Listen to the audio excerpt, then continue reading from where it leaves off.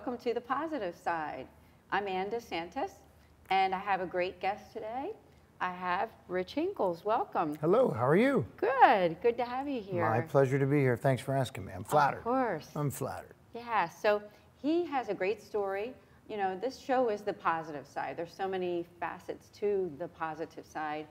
And the last couple weeks, we focused on faith. Today, I have Rich here, and he's someone who had a dream, and he's gone after it successfully and in a good way. Yeah. So that's what we want to talk about, you know, what he does. We have something in common. Yes, indeed we do. That's how we met. That's right.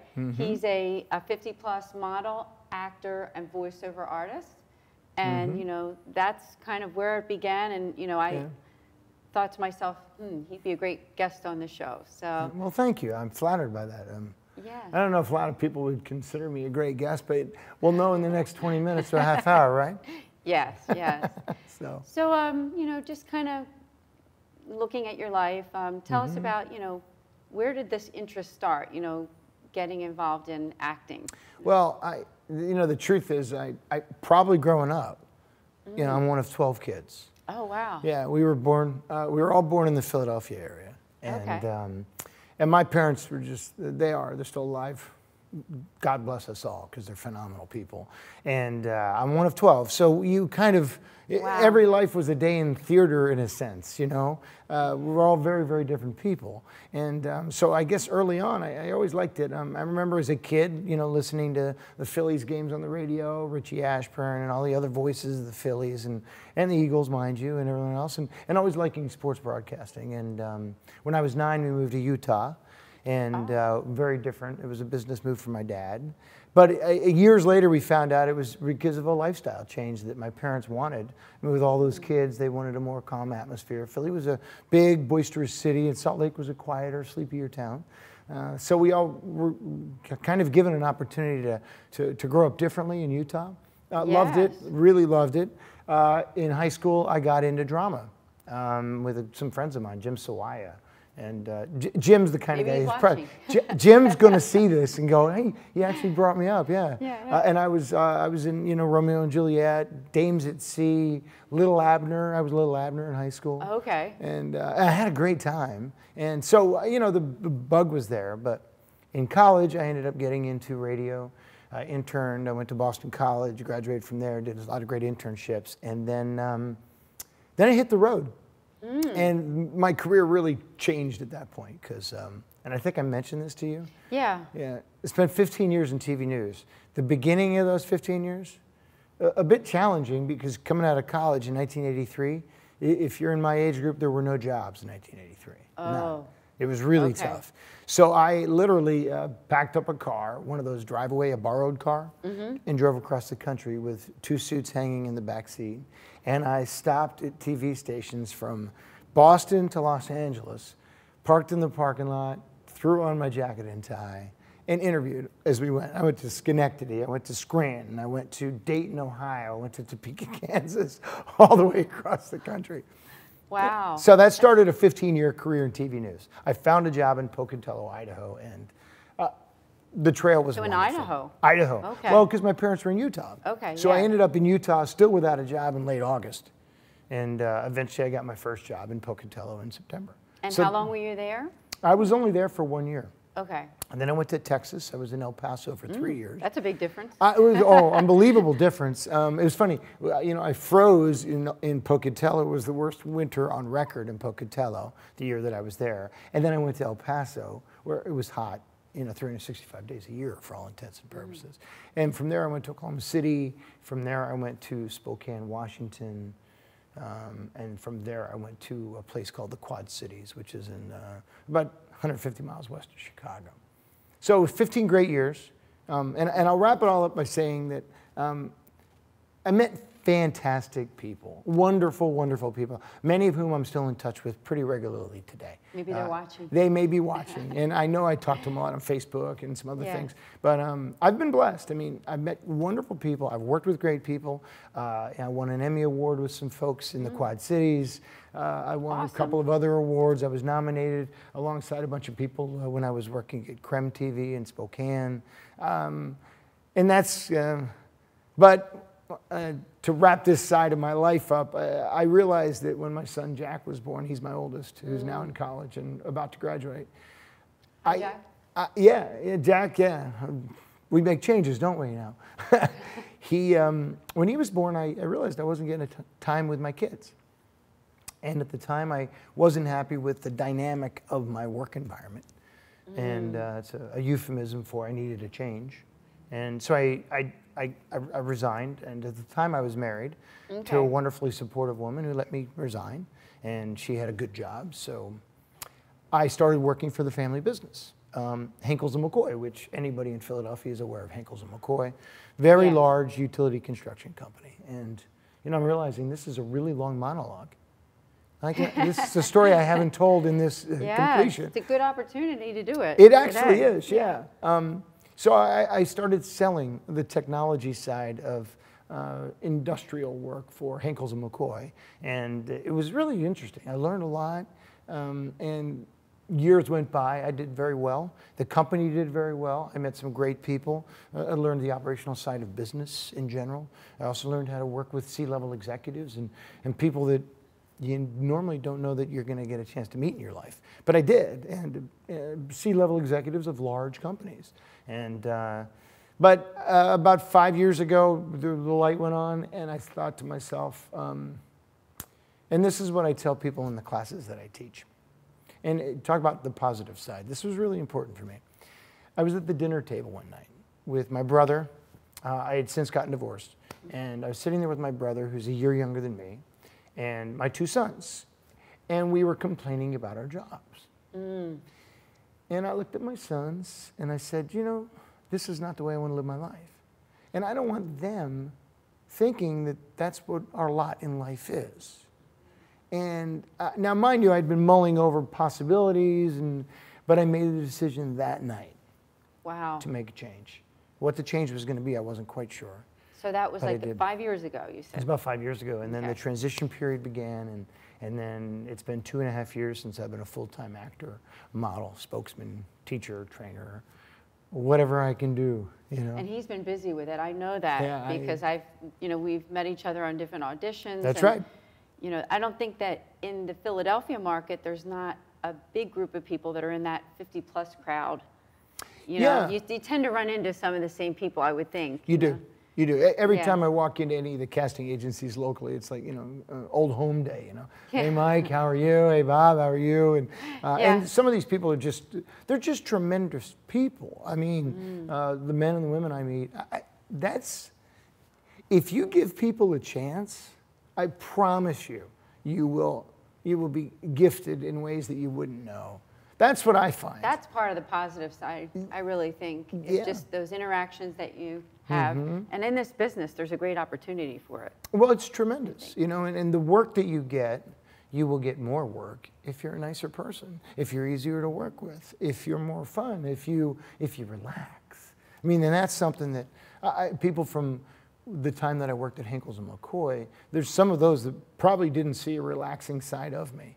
I was a very intense sales director. And I was after it, and I was all over the operations people. I probably wasn't much fun to work with. If you're from Henkels & McCoy, my apologies. But the truth is, life goes on. It does, and now I'm in a place that's a little easier because it's natural for me, and I love it. But the people are, and that. I mean, you and I have been in the same rooms down at the casting agency in Center City, Philly, and you see the vibe, don't you? You do. You really do. And it's an education. It really is. I think. Oh. Every class is an education. Yes. Yeah. It's a psychology audition. Class too. It is. It is. It is. And I never quite know where I'm going to learn something. I just know that I need to pay attention all the time. Yes. All the time. Yeah. And I think that's part of acting and even modeling too, is just being able to take direction. Yeah, yeah, and see opportunity. I don't know if I ever told you this, but one of the neatest things that's happened to me is I was doing background work on Homeland a year and a half ago. Oh, really? Yeah, okay. yeah, and Homeland. I'm not a big one for background work because I think background work it's great work. You meet a lot of people, but It's not stimulating enough for me personally. So I decided to do it and learn and watch and learn. So I went to do Homeland in Brooklyn. They put me in a position as a National Guardsman. Okay. And in the course of one of the Saturdays, it's very cold. It's early February, brutally cold. About 7 or 8 people are all sitting around drinking coffee. And in the midst of that coffee clatch, per se, was Mandy Patinkin, one of the main actors. Yeah. And many people know Mandy Patinkin. He's renowned and he's phenomenal. He's a tremendous actor. He's a tremendous singer, opera singer, I think. Long story short, for some crazy reason, the other 7 people walk away. So there I am, shooting the breeze with Mandy Patinkin. And it may as well have been my neighbor. The only thing we were missing were cold beers. It was He's a person, very right? We had more in common. The one thing we had in common this will stun you. It stuns everybody. My father was in the World War II. His father was in World War II. His father was a pilot. My father was an armorer. People that fill up the planes and get them running. Wow. What a connection. At the same time, European theater. That is something. Yeah. You know, we have a lot more to talk about, and when we come back, we're going to learn more about his life, but also about the journey of getting involved in this business. Maybe you're interested. We'll see you soon. Here's to you, Minnesota. The only thing reliable about your city is just how unreliable you are. The second city. Even you guys know you'll never come in first. Your biggest selling point is a mall. Your biggest tourist attraction is a mirror. The last time you were good was, well, never. Don't you know?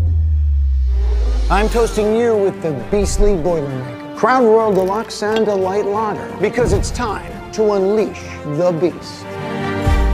Probably best we keep that beast in its cage. In Minnesota, we toast with the Purple Invasion. Crown Royal Vanilla, Blue Curacao, Cranberry Juice, Sour Mix, and Soda Water. Because when we come through, there's no stopping us.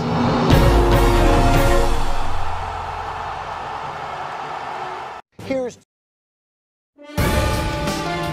Welcome to Grammar Game Time. I'm Mike Peruzzo. And I'm Tom Bird. Well, folks, we've been following the story of Josh crushing on Sarah all week. He laid the groundwork on Monday with this gentlemanly maneuver. Thank you. the last time you were good was, well, never. Don't you know? I'm toasting you with the beastly Boilermaker. Crown Royal Deluxe and a light lager. Because it's time to unleash the beast. My ability to go, 20 minutes longer on something is there. And I think that's, again, not coincidental. I think it's real. Lambo. Alice. In my office. Good luck. Thanks. This is a story. The story of how the oldest rivalry in all of professional football came to be.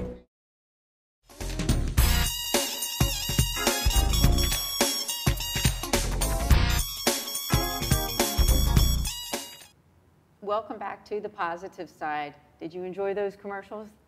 They were his. So it worked out great that we could actually show some of his work. I thought that was really interesting. Yeah. So looking at those commercials, were there some that really were the fun ones? Oh, they were all fun. Yeah. Again, the fun part is that you're working with different production groups. That last one that you saw, not the very last one, but the one with the CBS Sports, the Acme Packers. I mean, that was for CBS Sports, and it was a prelude to a Thursday night football game between the Packers and the Bears. And it was great. Michael Keaton voiced it over. Oh. So I like to say that finally Michael Keaton did something of consequence. Just finally, it took me. But everyone was fun. I mean, you film them with different groups. VaynerMedia did the Crown Royal piece, which was the Beastly Boilermaker piece. Mayhew Breen Productions did the Grown American Superfood piece. Mark Mayhew and Marianne O'Donnell are two wonderful people that I love working with in New York. That's the neat part about it, And locally, there's a bunch of great firms too. I mean, Koi Fly is another one I love working with. They're down in Westchester. So that's the neat thing, And you never know day to day.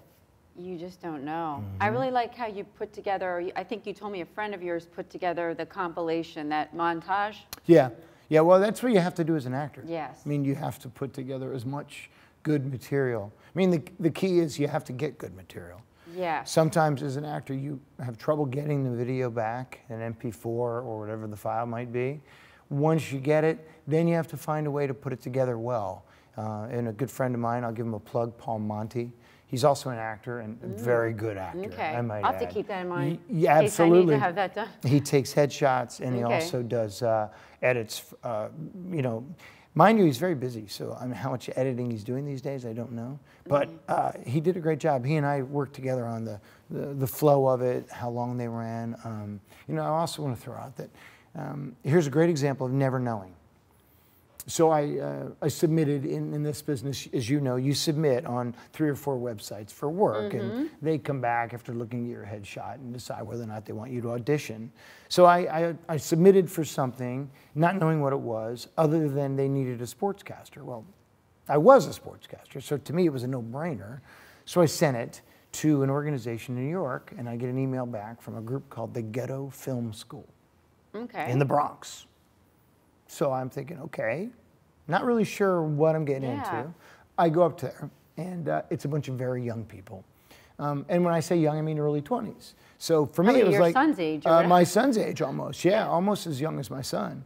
So net, it was an extraordinary experience. Really clear thinkers, knew what they wanted to get. Their project was being financed by Google. Okay. So I know that check's not going to bounce.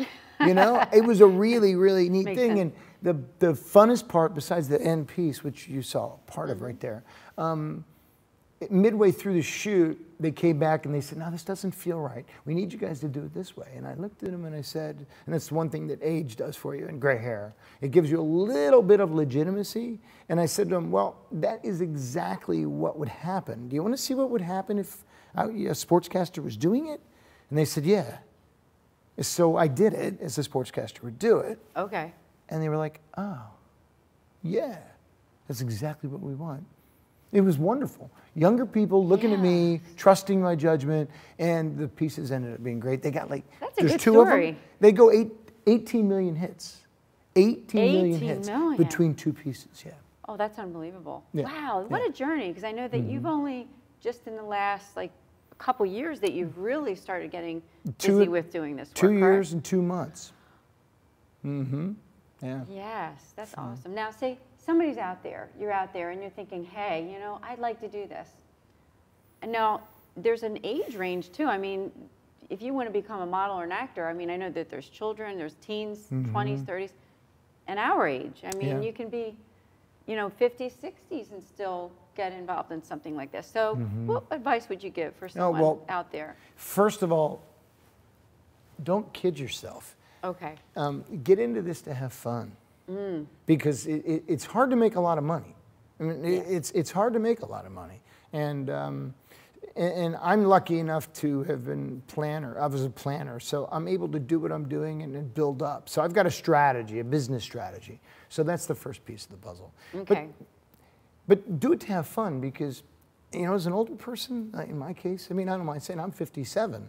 You know, what I'm bringing to the table, hopefully, is some business savvy, some understanding of life and the world. And don't get me wrong, I don't hold myself in that high esteem. But my point is, I can roll with the punches pretty well, because I've seen a few punches, and I've had fun doing it.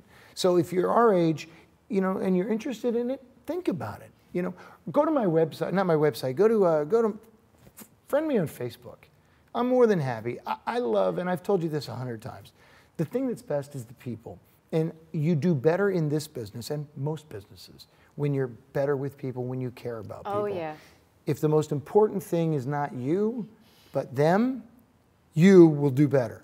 And you will enjoy it, and you will remember it, and you will have an impact on people's lives. That's really, that to me is what it's about. That's one thing I love about this show, the positive side, because, you know, it's not about me at all. It's about the guest. It's about what can we learn from the people that are on this show. So, I mean. And what can I learn from this? Yeah. I'm learning that I'm talking too much. Another aspect, though, of I think of that positive life we were talking a little bit is just, you know, taking care of yourself as you're getting, you know, past a certain age, past 50. What about any advice there for, say, nutrition or exercise? You know, what would you kind of advice can you give? 3 things. Read a book that I haven't finished yet. A good friend of mine, my best friend from college, gave me a book called Younger Next Year. Younger Next Year, look it up. Great book, really, really good guidance on the way you should schedule your life, okay? So that's the first thing. Secondly, really just watch what you eat. I don't eat a lot of carbohydrates. I mean, that sounds like I'm a nutritionist. I'm not, but I know that I can't eat French fries. They'll stay with me. You have to watch what you drink. I'm really careful about that.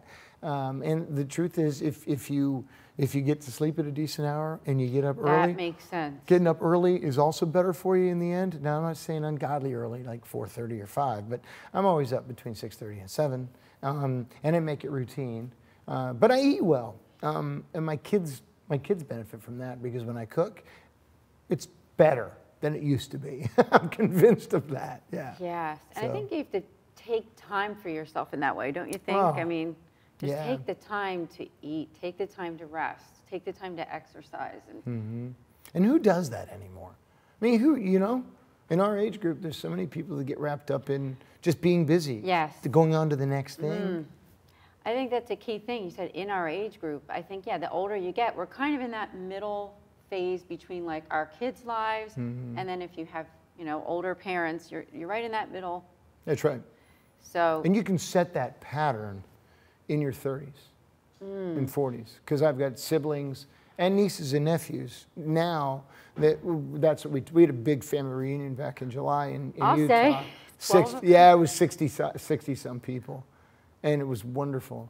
And the nice thing about it was that we had these great conversations, and they all asked me, several of my nieces and nephews who were in their 30s, how did you make this work for you and put yourself in a position to make the changes that allow you to have more fun? And I said, do it now. Start the scheduling. The mind work begins early. Remember that book name again. Maybe at the end we'll. Younger next year. Younger next year. Younger next year. Okay. We're going to show some of your pictures and some of the things that that you've done lately. So there we go. There we go. Your Field and Stream. My very first job. It was November of 2016, submitted for it, and lo and behold, I get a phone call from a photographer here in Philly, Chris Chrisman. Chris is tremendous. Chris Chrisman. You know Chris Chrisman, yeah. Tremendous, great guy, first of all. I think I worked with him once. Yeah, it wouldn't surprise me. He's got a great eye and a great production team. Robert Lucen is his assistant. That was me on Love Connection. Look at that. And a shout out to Ramona Singer. Ramona is one of the Real Housewives of New York. She was my date. There's you being a doctor, a dentist, is it? That was me. I'm a doctor. That was for a company called NeuroStar. That is the lovely and talented, very talented Lauren Rivera, who I keep in touch with. I've been in 2 shoots with her.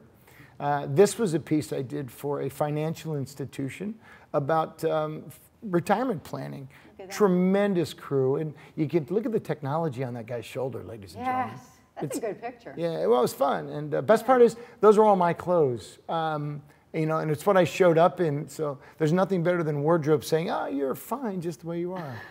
So. Yeah. Do you find that's a question? I know that people have asked me that question, like when you do modeling or acting stuff, do they supply the clothes or do you? I know that for me, it's been kind of both. Well, it's an interesting question because you bring a lot, typically. I mean, if they ask you to. And I ended up bringing a lot. I just bought a new bag. Maybe you saw it on Facebook. I brought a new bag, and I believe in it. And so I'm not going to give a shameless plug to this piece of baggage right now. But it's very funny because it keeps all my clothes flat, and they don't get all wrinkled.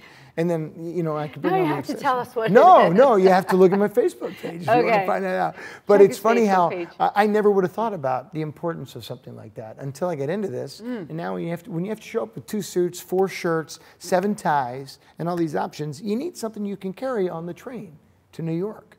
Yes, and without that is a killing yourself. good point. If you do want to get involved in this, you will always have to bring wardrobe options. That's right. That's right. And listen to the wardrobe people and the makeup people because they know everything. They know everything that's going on. They really do. I mean, if the last thing you want is the wardrobe or the makeup people to go, "Oh, that guy is so hard to work with." because they're Right. very close with the directors, you know, That's right. the That director is. of photography, all those people, yeah. How about, you know, as simple as it is, you show up to a day's work, you know, what's the food like? You know, I mean, how are the people? You know, it's a, You're right. yeah. Yeah, yeah. You know, What's your experience? Because to me, I think I've had, you know, mostly great experiences with that. you know, it goes both ways. I've been in environments where I'm an extra and I'll sit at a table with 15 other extras and 2 of them are complaining about the food. I'm like, I'm just glad there's food. I didn't expect food. I didn't expect anything. I expected to wait and maybe be on set for, you know, 14 minutes and be on screen for 30 seconds. By the way, it's the left side of my back of my head that you see, nothing more. I mean, Homeland, it was 3 seconds. Last episode of season 6 or 5. Still or whatever. remembered. Yeah, I remember. Oh yeah, I went through it 500 times to find it. There I am. but that's as much as Yeah. you've seen me on as a background person. So yeah, you just can't get worked up about that stuff. You That's know? right. Because Be you make a good easygoing. point too, because not always, you know, sometimes you're able to get a hold of, say, you showed us those, you know, the commercials that we just saw. Mm-hmm. But sometimes, you know, it takes a long time and you may not see it or find it. So it's just. No, and if that's what you're in it for, Yeah. you're probably in a less than desirable position, you know? That's right. Yeah, it's the people, you know? The people, the fun, the creativity. Creativity is unbelievable. Yeah, so that's an yeah. awesome thing. You end up, as a result of that, you end up, I have a lot of fun trying to hook people up with agents. And because I see types and I hear people and I love, because I used to produce TV shows when I was in TV news, I have a sense for what they're looking for a lot. Yeah. And so when I see somebody that I think has a specific talent or a capability, I don't hesitate to call up the production people that I know and go, by the way, if you're ever looking for somebody who's in this age group and is capable of this, I know just the person. That's great. Listen, thank you so much for joining us. My pleasure. Is there anything else that you want to leave us with before we end? You know, any advice or positivity? Yeah, well, you know, I only live by one credo, and that is think about other people first. If you think about other people first, it'll all come back to you. It's a boomerang effect, and you'll feel a lot happier. I sleep really, really well at night. Thank you. Thank you for joining us on the positive side. Rich Henkels again, thank you. We'll see you next week.